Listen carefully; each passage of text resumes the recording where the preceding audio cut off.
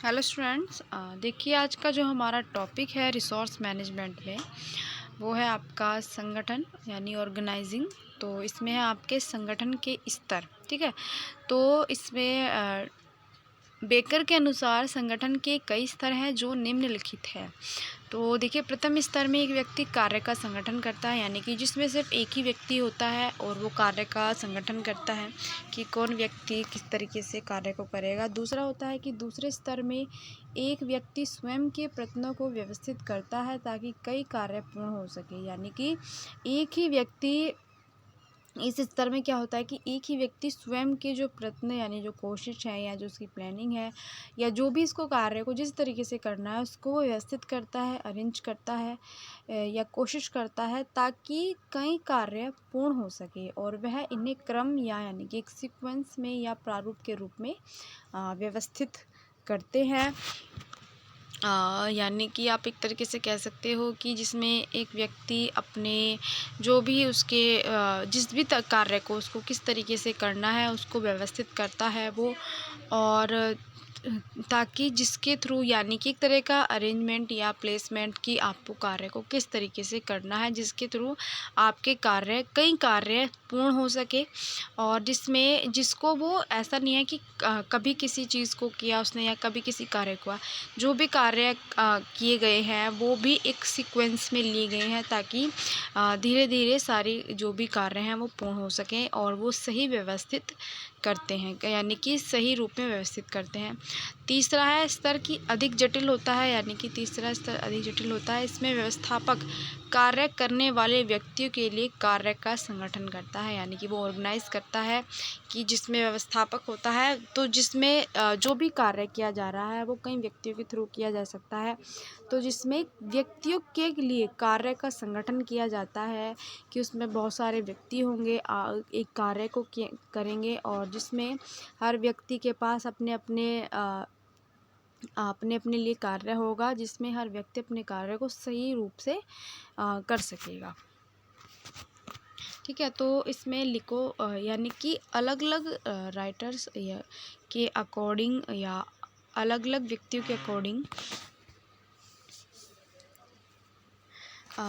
ये कहा गया है कि संगठन के 3 स्तर है, जिसमें है प्रथम स्तर में व्यक्ति सम्मिलित रहता है जो एक कार्य के भागों को व्यवस्थित करता है जिसे कि वह क्रम में या प्रारूप में संपादित करता है। यानी कि प्रथम स्तर में व्यक्ति सम्मिलित रहता है जो एक कार्य के भागों को व्यवस्थित करता है, यानी कि कार्य को व्यवस्थित करता है, अरेंज करता है किस तरीके से करना है जिसे कि वह क्रम में यानी कि एक सीक्वेंस में लेता है और सीक्वेंस में सही रूप से उसको संपादित करता है। दूसरा आता है द्वितीय स्तर में एक व्यक्ति अपने प्रयत्नों को कई कार्यों की पूर्णता हेतु व्यवस्थित करता है, यानी कि जो दूसरा स्तर आता है इसमें एक व्यक्ति अपने प्रयत्नों को यानी जो उसने कोशिशें की गई हैं उस कार्य को करने में जो मेहनत की है उसको कई कार्यों की पूर्णता हेतु व्यवस्थित करता है। तीसरा आता है कि तृतीय स्तर में एक व्यक्ति तीसरे स्तर में एक व्यक्ति या प्रबंधक की आवश्यकता होती है जो कि एक या कई कार्यों की पूर्णता हेतु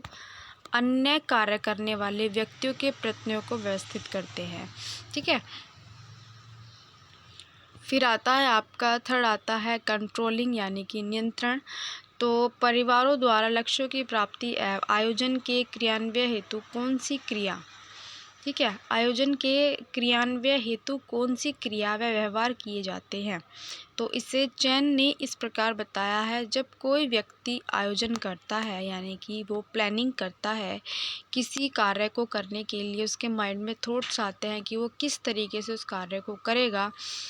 यानी एक तरीके से उसकी प्लानिंग करनी शुरू कर देता है कौन व्यक्ति क्या करेगा किस तरीके से किया जाएगा, तो वहाँ उन क्रियाओं को मस्तिष्क में दृष्टिगत लेता है, यानी कि वो अपने माइंड में सोच लेता है कि किस कार्य को कब करना है, कितने टाइम में करना है, यानी कि जितनी भी जो भी व्यक्ति के अकॉर्डिंग या वो उस कार्य के अकॉर्डिंग सोचता है, तो वो पहले ही अपने मस्तिष्क में यानी कि दिमाग में रख लेता है कि क्या करना है, किस तरीके से करना है। या ज़रूरी नहीं है कि कुछ कामों को अभी करना है, कि कुछ कार्य ऐसे होते हैं कि आपको इन फ्यूचर करने हैं, तो जिनकी जो प्लानिंग है वो अभी से ही अपने ब्रेन में या अपने माइंड में रखता है कि जिसकी शुरुआत उसको अभी से करनी होती है, तो जिन्हें भविष्य में संपन्न किया जाना है। तो जब कोई व्यक्ति आयोजन का क्रियान्वयन करता है, यानी कि उस प्लानिंग को करता है, तो वह क्रियाओं को वर्तमान समय में संपन्न करता है। यानी कि जो भी व्यक्ति वो सोचता है कि इन फ्यूचर उसको करना है, तो वो उन प्लानिंग को भले ही उस टाइम वो सोचता है कि मुझे आगे भविष्य में इन चीज़ों को संपन्न करना है, लेकिन वो अपने मस्तिष्क में रखते हुए उस चीज़ की शुरुआत भी करता है और वहीं से वो उस चीज़ की प्लानिंग कर लेता है और वो वर्तमान समय में ही उसको संपन्न करता है। यानी कि अब एक समय में या वर्तमान समय में इसको संपन्न करता है। तो व्यवस्थापन प्रक्रिया में नियंत्रण वह क्रिया है जो योजना को क्रियान्वित करती है और संगठन को गति प्रदान करती है। तो देखिए, जब हम कोई भी चीज़ करते हैं या किसी भी चीज़ की प्लानिंग करती है, तो उसमें उस प्लानिंग में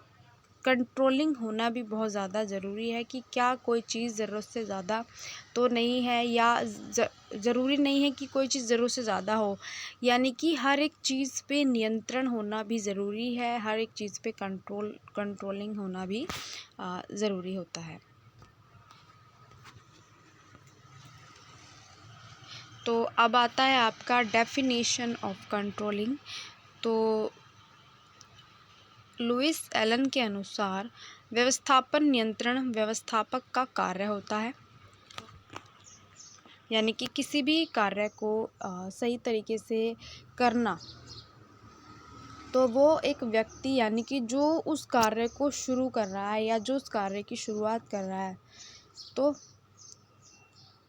उसका नियंत्रण किसके हाथों में होता है? जो व्यक्ति उस कार्य को कर रहा है। तो जिसमें वह कार्य की प्रगति का मूल्यांकन और नियमन करता है और अनुमानित परिणामों का वायदा करता है कि वो, यानी कि एक तरीके से जिसमें वह कार्य की प्रगति का मूल्यांकन करता है कि क्या वह कार्य सही हो रहा है या कितना कार्य उसका सही हो चुका है, क्या यह जो भी प्लानिंग कर रहे हैं और प्लानिंग के अकॉर्डिंग वो कार्य हो रहा है। तो बाद में उसका मूल्यांकन भी किया जाता है कि क्या ये ठीक हुआ या इसमें कोई चीज़ गड़बड़ हुई है। किसी भी कार्य को लेकर के आप कर सकते हो, तो और उसमें वो अनुमानित यानी कि वो अनुमान लगाने का कोशिश करता है कि ऐसे रिज़ल्ट उसके आ सकते हैं।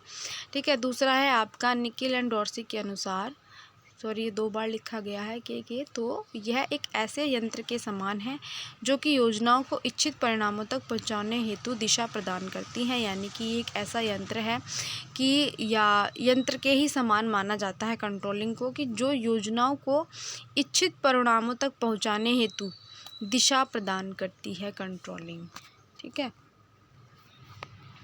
अब आता है नियंत्रण की अवस्थाएं, यानी कि जो कंट्रोलिंग है उसकी कितनी अवस्थाएं होती हैं। तो ये अवस्थाएं ग्रॉस एंड क्रेंडल के अनुसार इस प्रकार है। यानी कि ग्रॉस एंड क्रेंडल के अनुसार नियंत्रण की 3 अवस्थाएं हैं, जिसमें है पहला बल देना, किसी भी कार्य को या किसी भी चीज़ के ऊपर बल देना। दूसरा है उसका निरीक्षण करना। ठीक है, यानी कि एक तरीके से निरीक्षण उसकी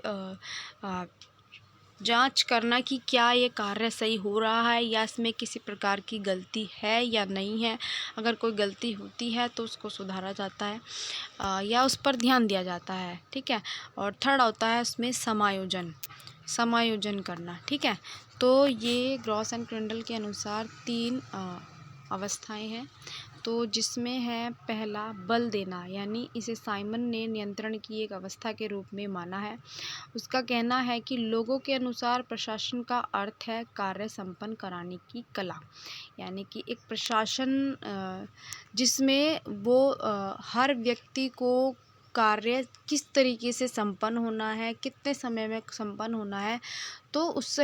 किसी भी कार्य को सही तरीके से संपन्न कराने की कला माना गया है। ठीक है, दूसरा आता है निरीक्षण। तो योजना के क्रियान्वयन के नियंत्रण की दूसरी अवस्था योजना की प्रगति का निरीक्षण करना है। यानी कि जो आप प्लानिंग कर रहे हो या वो जिस हिसाब से वो चल रही है, क्या वो आप चेक करते हो उसको कि क्या वो सही सही चल रहा है। जो भी आपने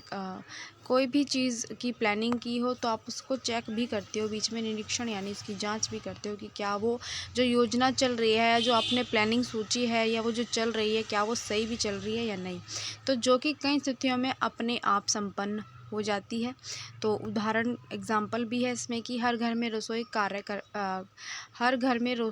कार्य के लिए घड़ी होती है, ठीक है ना, वॉच लगी होती है या घर में ही लगी होती है। मान लीजिए किचन में भी नहीं तो घर में लगी होती है, क्योंकि इससे भोजन बनाने हेतु समय योजना के क्रियान्वयन का नियंत्रण किया जा सकता है कि आपको इतने बजे से खाना बनाना है और इतने बजे तक आपको खाना कंप्लीट करना है। तो जो भी फैमिली की टाइमिंग होती है खाना खाने की, तो उसी अकॉर्डिंग आप पहले ही तैयार हो जाते हो कि आपको इतने बजे सब शुरू होना है खाना बनाने के लिए और आपको इस टाइम तक उस खाना बनाने के मेथड को पूरा करना है या खाना आपको कंप्लीट करना है। तो वॉच या मान लीजिए खाना ही नहीं, किचन नहीं, ऐसे बहुत सारे कार्य होते हैं कि आप वॉच को देख करके आप एक तरीके से कंट्रोल कर लेते हो किसी भी कार्य को कि आपको इतने टाइम में ये चीज़ करनी होती है, ठीक है। तो स्टूडेंट्स, इसके आगे का जो टॉपिक होगा वो मैं आपको नेक्स्ट वीडियो में बताऊँगी।